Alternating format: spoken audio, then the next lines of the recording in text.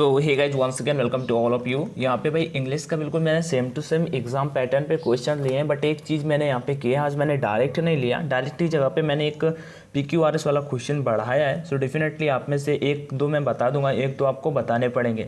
चलते हैं इसका प्रैक्टिस टेस्ट नंबर अगर बात कर लेते हैं तो 21 होने वाला है। आपको स्कोर आपका कमेंट सेक्शन में कमेंट करके जरूर बताना होगा। सो क्वेश्चन नंबर फर्स्ट पे आपको पूछा है एवर लास्टिंग, यहाँ पे एक मीनिंग दिया हुआ है एवर लास्टिंग, इसका आपको पूछा है सेम मीनिंग बताना है। कोई डिफिकल्ट नहीं होता। एवर लास्टिंग मतलब होता है कोई चीज़ जो कभी खत्म ही ना हो, ठीक है ना, खत्म ही जैसे अनंत काल तक जो चलती है तो उसे बोला जाता है एंडलेस। ठीक है, क्या बोला जाता है? एंडलेस। नेक्स्ट क्वेश्चन की ओर बढ़ते हैं, क्वेश्चन नंबर सेकंड की ओर। क्वेश्चन नंबर सेकंड है, यहाँ पे चूज द एप्रोप्रिएट एंटोनिम अपने को बताना है, किसका बताना है? नैरो माइंडेड का। नैरो माइंडेड मतलब मान लो छोटी सोच का आदमी जिसे बोल सकते हैं, जिसे मतलब कि मान लो कोई चीज़ हो जाए लाइक बर्दाश्त ना हो, उसे बोला जाता है नैरो माइंडेड। बोलते नहीं भाई बहुत छोटी सोच का आदमी है, उसे बोला जाए, उसका अपोजिट होता है टोलरेंट, मतलब सहनशील। ठीक है, टोलरेंट उसका अपोजिट होता है। भाई ये टोलरेंट वर्ड आपको याद रखना है, डेफिनेटली एग्जाम के पॉइंट ऑफ व्यू से बहुत ही इंपॉर्टेंट है आपके लिए। आगे बढ़ते हैं क्वेश्चन नंबर थर्ड पे। यहाँ पे पूछा है क्वेश्चन नंबर थर्ड पे आपका वो बताना था, यहाँ पर substitution a person who believes that nothing is known और can be known of the existence of God. एक ऐसा आदमी जो मान लो भगवान को मानता ही ना हो। एथिस्ट मतलब नास्तिक बोल सकते हो आप, थिस्ट मतलब आस्तिक, ये दोनों के दोनों भी इंपॉर्टेंट होते हैं। बट इस क्वेश्चन का जो राइट आंसर होगा वो होगा एग्नोस्टिक। ठीक है, एग्नोस्टिक आपका राइट आंसर होगा। इसका जो मीनिंग होता है उसे बोला जाता है अनिश्वरवादी। क्या बोला जाता है? अनिश्वरवादी। नेक्स्ट क्वेश्चन नंबर 4 की ओर बढ़ते हैं। क्वेश्चन नंबर 4 पे आपका पूछा है यहाँ पे कि अपने को राइट आंसर बताना था। यहाँ पे मींस ऑप्शंस दिए हुए थे और ऑप्शन और आप अपना स्कोर जरूर कमेंट करके बताना भाई साहब कि आपका 20 में कितना स्कोर रहा, क्योंकि आपकी प्रिपरेशन जाननी है कि भाई किस तरह पढ़ाई कर रहे हो। ठीक है, choose the correct sentence out of the given sentence. यहाँ पे करेक्ट बताना था। देखो, majority are in favour of this proposal, there is no error in this sentence guys, there is no error. So right answer आपका option number first ही हो जाएगा। बाकी आप ऑप्शन चेक करोगे आपको एरर कहीं ना कहीं जरूर मिल जाएगा। तो majority are in favour of this proposal, अपनी जो मेजोरिटी थी वो इस प्रपोजल के फेवर में थी। नेक्स्ट क्वेश्चन नंबर 5 की ओर बढ़ते हैं। क्वेश्चन नंबर 5 आपका PQRS से क्वेश्चन है, डिफिकल्ट ना है। देखो, choose the option that correctly sequence the following sentences. एक तो देखो, आपको अगर सेंटेंस आते हैं, आपको अच्छे खासे टेंस पे कमांड है, तो डेफिनेटली आप उससे कर पाओगे। दूसरा नंबर, आप इस पे आके इन ऑप्शन से आके कर सकते हो इजिली, क्योंकि ऑप्शन अपने को एलिमिनेट कर देते हैं। जब एक दो आप एलिमिनेट कर दोगे तो एक दो पे आप 50% पे भी जा सकते हो। अब ऐसे क्वेश्चन नंबर 5 का मैं राइट आंसर की बात करता हूं तो आपका ऑप्शन नंबर सी होना था। कैसे करेंगे अंशु भाई सी होना था? तो देखो मैं बताता हूं, 2 नंबर पे यहाँ पे होगा क्या? Curfew had been imposed in the city, as a result the shops are close today, no violent incident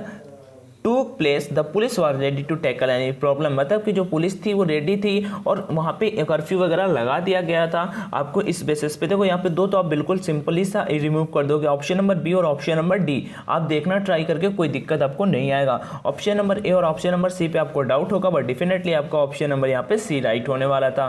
next question number 6 की ओर बढ़ते हैं। क्वेश्चन नंबर 6 आपका मैंने क्वेश्चन टैक्स से क्वेश्चन लिया हुआ है, कोई डिफिकल्ट नहीं। देखो यहाँ पे लिखा हुआ है सी स्टडीड इन न्यूजीलैंड। देखो यहाँ पे स्टडीड लिखा हुआ है, मीन्स क्रिया का जो मेन वर्ब है उसका सेकंड फॉर्म दिया हुआ है। सेकंड फॉर्म कब लगता है? पास्ट इंडेफिनिट टेंस में। क्वेश्चन टैग में इसका जस्ट अपोजिट वर्ब आ जाता है। अगर इधर अफर्मेटिव होता है तो सिंपल सा पीछे निगेटिव में चला जाता है। तो वर्ब आपका डज आता नहीं, प्रेजेंट में होता है, डू भी प्रेजेंट में होता है और डोंट भी आपका प्रेजेंट में होता है। तो सिंपल सा आपका right answer option number first हो जाएगा, डिड नॉट सी। ठीक है, सी studied in New Zealand, did not C. Next question number 6 के बाद क्वेश्चन नंबर 7 बढ़ते हैं। आपको एरर का क्वेश्चन था। क्वेश्चन नंबर अनलेस देखो यहाँ पे कंडीशन शो करता है, जबकि अनटिल आपको एक टाइम शो करता है। Unless Mohan takes proper care of his health he will not recover. Simple सा यहाँ पे देखो प्रेजेंट पे यही आपका एरर होता है। कभी कभी दोनों के दोनों फ्यूचर में दे देता है या कभी कभी दोनों आपका प्रेजेंट में दे देता है। बट सो देखो यहाँ पे होगा क्या भाई? अनलेस मोहन, मैंने बोला कि दोनों के दोनों या तो प्रेजेंट में दे देता है या दोनों के दोनों फ्यूचर में दे देता है। अगर एरर की बात कर लेते तो ना इस सेंटेंस में तो एरर ही नहीं है, क्योंकि एक प्रेजेंट में बनता है दूसरा फ्यूचर में बनता है। ये टेंस अपना राइट है, मतलब यहाँ पे डी राइट हो जाएगा। बट इससे हमेशा करके मोस्ट प्रोबेबली करके एरर आता है, या तो दोनों प्रेजेंट में दे देगा या दोनों के दोनों आपको फ्यूचर में दे देगा। ठीक है ना? सो देखो इस क्वेश्चन पे नो एरर हो जाएगा। अपना राइट आंसर आपका ऑप्शन नंबर डी होना था, no error. Next question number 8 की ओर बढ़ते हैं। फिर से आपका यहाँ पे एरर से क्वेश्चन है, चलो देख लेते हैं।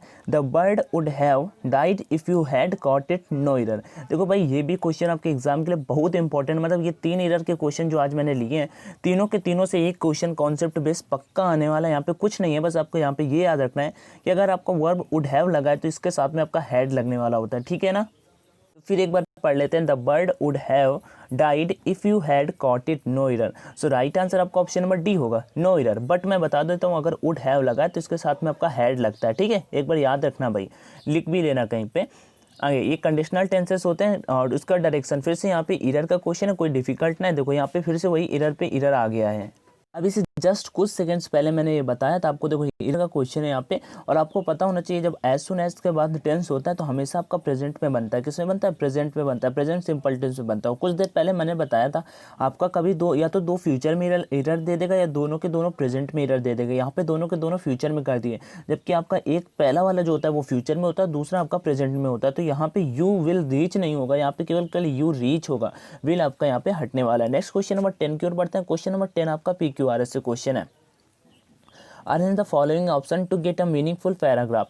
Although life is complex and mysterious, option number A यहाँ पे होगा। बी नंबर है who does his duty, B number है who does his duty. C number है we can not go through life without sorrow and suffering. D number है no man can be discontented. देखो आपके exam पे PQRS की भी मैंने यहाँ पे 3 क्वेश्चन आज लिए हैं, एरर के मैंने 3 क्वेश्चन लिए, बट आपके एग्जाम पे केवल एक PQRS का क्वेश्चन आएगा और 2 आपके आएंगे क्वेश्चन वो वाले क्या बोलते हैं एरर वाले, ठीक है। सो लेकिन आज जो एरर के क्वेश्चन थे बिल्कुल फंटास्टिक सुपर्ब थे मेरे according.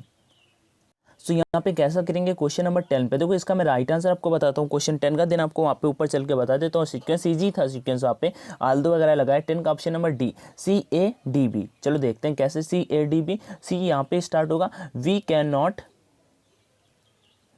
Not go through life without sorrow and suffering, ठीक है। क्वेश्चन नंबर कौन सा करें? 10 नंबर। और उसके बाद सी कौन सा था? 10 का option number CADB। Okay CADB आपने देख लिया। We can not go through life without sorrow and suffering although यद्यपि life is complex and mysterious, no man can be disconnect who does his duty. कोई भी मतलब आदमी दूर नहीं रह सकता, मतलब वो अगर अपनी ड्यूटी करेगा। 10 का राइट आंसर आपका ऑप्शन नंबर डी था। 11 नंबर क्वेश्चन की ओर बढ़ते हैं। अभी 11 आपको बताना है, arrange the following option to get a meaningful paragraph. यहाँ पे फिर से PQRS का क्वेश्चन है। ए नंबर पे आप देख सकते हो, ए वाला, to be healthy we should refrain from excess in eating, ठीक है। एक्सेस मतलब अधिकता होता है, एक्सेस मतलब अधिकता होता है, और एक जो ACC वाला होता है वो उसकी मतलब होता है पहुँच होता है, रीच होता है। और बी नंबर है health is most valuable for all earthly position. C number है we should eat less and never devour whatever we get. और डी नंबर है without it all the rest are worth nothing. Question 11 का आपको right answer बताना है ABCD में, ठीक है ना। तो क्वेश्चन 11 का डेफिनेटली आपको कमेंट पे कमेंट करके बताना है, मैं वहाँ पे बताऊंगा। नहीं आया अगर इसका आंसर तो आप इसका स्क्रीनशॉट निकाल लेना, टेलीग्राम पे जाना, अंशु सिंह सर्च करना और वहाँ पे इसका ड्रॉप कर देना, मैं वहाँ पे इसका आंसर बता दूंगा। क्वेश्चन नंबर 12 क्या? Are they receiving the chief guest at the station. Passive voice बनाना है भाई। देखो आर दे रिसीविंग सिंपल सा है ना। आर दे रिसीविंग, आर वाले इज एम आर वाले जो प्रेजेंट टेंस में होता है उसमें आगे वर्ब लगाना होता है। क्या लगती है? इज बीइंग लगेगा, एम बीइंग लगेगा या फिर आर बीइंग लगेगा। तो सब्जेक्ट के ऊपर काफ़ी कुछ। तो हैज वाला चलो हमने हटा दिया क्योंकि हैज का कहीं सवाल नहीं होता। हैव वाला हमने हटा दिया क्योंकि हैव का सवाल नहीं होता। अब या तो आर वाला लगेगा या तो इज वाला लगेगा, लेकिन चलो सब्जेक्ट देख लेते हैं, उसी बेस पे हम यहाँ पे कर पाएंगे। तो ऊपर चलते हैं और सब्जेक्ट देख लेते हैं। Are they receiving the chief guest भाई यहाँ पे है क्वेश्चन नंबर 12 पे। यहाँ पे चीफ गेस्ट की बात कीजिए। अब चीफ गेस्ट आपका जो होता है वो सिंगुलर ही होता है, तो पहला नंबर वर्ब से स्टार्ट होगा, तो वर्ब आपका सिंगुलर आ जाएगा। Is the chief guest being, अब रिसीव था तो रिसीव का थर्ड फॉर्म एट हो जाए, रिसीव्ड हो जाएगा। और रिसीव्ड के बाद हमेशा एट आता है, जैसे नोन के बाद टू आता है वैसे रिसीव्ड के बाद एट आता है। तो received eight the station bye them. Okay so question number यहाँ पे कौन सा होगा? क्वेश्चन नंबर यहाँ पे ऑप्शन नंबर मतलब कि 12 का राइट आंसर आपका ऑप्शन नंबर डी था। क्वेश्चन नंबर 13 का आपका फिर से पैसिव बनाना है। The principal will meet the student this evening. देखो आपका मॉडल वर्ब जो भी होती है प्लस का बी लगने वाला होता है, वर्ब का जो होता है उसके साथ में बी लगता है पैसिव वॉइस में। तो विल के साथ में विल बी वर्ब आने वाला है। इसमें क्या है? विल बी नहीं है ना, इसमें है। आगे चलते हैं, आगे वाले में है क्या? कैन भी कर रखा है, शुड भी कर रखा है। भैया कौन सा राइट आंसर हो गया? ना मैंने सब्जेक्ट को ऑब्जेक्ट बनाया, ना ऑब्जेक्ट को सब्जेक्ट बनाया, सीधा मैं रिमूव करता गया और डायरेक्टली मैंने ऑप्शन नंबर बी यहाँ पे अपना राइट पा लिया। देख भी लेते हैं अपना चाहो तो, क्या यहाँ पे देख लेते हैं। The student will be met by the principal this evening, right है आगे। बट तो क्वेश्चन नंबर 14 पे चलने से पहले मैं आपको भाई कुछ बता देता हूँ। भाई एग्ज़ाम के काउंटिंग के बोलूँ तो भाई 10 आज से 9 दिन बचते हैं, 9वें दिन मतलब 9 दिन बचते हैं, 10वें दिन आपका पेपर है, तो 10 दिन बचे हैं। ऑनलाइन टेस्ट पहले से लगाओ, अगर अभी तक नहीं लगाए हो तो ज़रूर लगाना। आप थोड़े से रुपए के चक्कर में आप मतलब अपने आप को थोड़ा सा पीछे कर लोगे, क्योंकि जो कैंडिडेट भाई ऑनलाइन लगा रहे हैं ना भाई, उनके फ़ायदे ये हैं कि वो पहले से जान पा रहे हैं कि हम कहाँ पर आ रहे हैं। लगभग अगर परीक्षा पे 1-1 लाख आप पहला टेस्ट लगाओगे, देखो 1,70,000 लोगों ने टेस्ट को लगाया है, आप पहले से जाके 1,70,000 लोगों में देख पाओगे कि आपका रैंक कितना आ रहा है। अगर आपका रैंक 50,000 के ऊपर आ रहा है तो आपकी प्रिपरेशन अच्छी नहीं है डेफिनेटली, और आपको यहाँ पे 40-45 नंबर तक का टारगेट होना चाहिए। यहाँ पे फुल सॉल्यूशन भी मिलता है, हर एक क्वेश्चन का फुल सॉल्यूशन मिलता है, इंग्लिश पे, फिजिक्स पे, मैथ्स पे। बाई करते समय कूपन कोड का ऑप्शन है कि ऑनलाइन D50 डाल देना, 50% का डिस्काउंट मिल जाएगा। इस डिस्काउंट का फ़ायदा यही है कि आपको मतलब इस डिस्काउंट से आपको फ़ायदा भाई ये होगा कि आपको जो टेस्ट सीरीज का प्राइस डबल है ना, 280 रुपये, 140, कितने टेस्ट मिलते हैं भाई, 40 टेस्ट मिल जाते हैं। एक्स ग्रुप वाले कैंडिडेट हैं तो 40 टेस्ट ये जरूर लगाना। उसके बाद 20 टेस्ट अभी नए आए हैं केवल नवंबर वाले एग्जाम के लिए। वाई ग्रुप वालों के लिए भी मैं कहूँगा कि आप 40 टेस्ट पहले ना लगाना, पहले वो 20 आपको लगाने चाहिए, फिर वो 40 लगाने चाहिए। ये मेरा पर्सनल व्यू है, बाकी आप सभी समझदार हो जाओ, परीक्षा पे ऑनलाइन टेस्ट जरूर लगाओ और ऑनलाइन जरूर लगाना बिफोर द एग्जाम, बिकॉज आपका टेस्ट भी ऑनलाइन होगा। चलो, और कोई डाउट है तो आप मुझे कमेंट सेक्शन में कमेंट करके पूछ सकते हो, मैं जरूर रिप्लाई करूंगा। सो नेक्स्ट क्वेश्चन यहाँ पे question number 14, choose the appropriate article भरना था। Pass me newspaper, I want to read article about the kidnapping. Pass me the newspaper, I want to read the article. Because यहाँ पे दोनों की दोनों specify चीज़ों की बात की जा रही है। यहाँ पे आर्टिकल्स आप देख सकते हो ये थे, बट यहाँ पे स्पेसिफाई चीज़ों की बात की जा रही थी कि pass me the newspaper, I want to read the article about the kidnapping. So question number 14 का राइट आंसर आपका ऑप्शन नंबर ए हो जाएगा। Next question number 15, choose an appropriate article for the given sentence. Apples are grown, apples are grown, यहाँ पे article भरना है। बताओ भाई, देखो यहाँ पे एप्पल्स प्लूरल की बात कर रही है, यहाँ पे देयर इज नो आर्टिकल, यहाँ पे कोई आर्टिकल का यूज नहीं होगा। यहाँ पे आपका right answer option number B होगा, एप्पल से पहले कोई भी आर्टिकल आपका नहीं आने वाला। Question number 16, she is sitting. अब यहाँ पे sitting at the table, table पे पर बैठा है, सी सिटिंग, वह टेबल पर बैठी है, she sitting at the table in the corner, ठीक है, कोने में, इन द कॉर्नर। तो कौन सा ऑप्शन राइट होगा, ऑप्शन नंबर एक ही में तो है एट, तो she is sitting at the table in the corner. अब देखो पैसेज आ गया, पैसेज की मैं बताऊँ, टेंशन ना लो, आज ही या कल में मैं एक वीडियो करूँगा जिसमें आपको पैसेज के कुछ ट्रिक्स दूंगा, आपको उनको फॉलो करना है। अभी तक आपका 16 में जितना स्कोर रहा वो कमेंट करके बताना, क्योंकि ये वाला पैसेज मैं ज़्यादा पढ़ूंगा नहीं, मैं ऐसे ही क्वेश्चंस आपको करा दूंगा, बट डेफिनेटली पैसेज मैं लिख लेता हूँ आपको, और जो अटेम्प्ट करना चाहें पूरे 20 में बताना चाहें डेफिनेटली आपको बताना चाहिए। इसका पहले स्क्रीनशॉट निकालो आप। हो गया, चलो अभी निकालो, हो गया, ठीक है, अभी निकालो, हो गया, चलो। पैसेज है यहाँ पे, teachers are said to be the makers of destiny, ठीक है, teacher are said to the makers of destiny, pillars of knowledge. See यहाँ पे मतलब टीचर्स के बारे में थोड़ी सी मतलब बताया गया है कि उनके बारे में वो क्या करते हैं, विजडम एंड साइलेंट बिल्डर्स। एक आपको जीडी पे एक टास्क मिलेगा, एयरफोर्स पे जाओगे, एक टॉपिक आया था टीचर वर्सेज सोल्जर, मेरे से पहले ग्रुप में था ये डेली पे रेस कोर्स कैंप पे, यहाँ पे एक टॉपिक आया था टीचर वर्सेज सोल्जर्स, तो आपको इस टॉपिक को कंप्लीट कर लेना है, soldier, teacher versus soldier. Wisdom and silent builders of future generation. The teaching profession is a life-enriching profession. Various other professions drain the life force of an employee, but this profession enriches life. Can a teacher love his students? Yes, loving all children equally will produce 3 effects. Firstly, it reflects good teaching. Secondly, it will give each child great satisfaction वगैरह वगैरह आप पढ़ सकते हो, definitely मैंने आपको बोल दिया। What does the writer compare a teacher to a golden lamp? बताओ भाई, क्वेश्चन नंबर कौन सा है, क्वेश्चन नंबर 18 है, 17 होगा, 17 नंबर क्वेश्चन है कि why does the writer compare a teacher to a golden lamp से, मतलब क्यों कंपेरिजन कर दिया, बिकॉज 17 पे, because a teacher dispels the darkness of ignorance, जो अज्ञानता का अंधकार होता है उसे टीचर मिटाता है।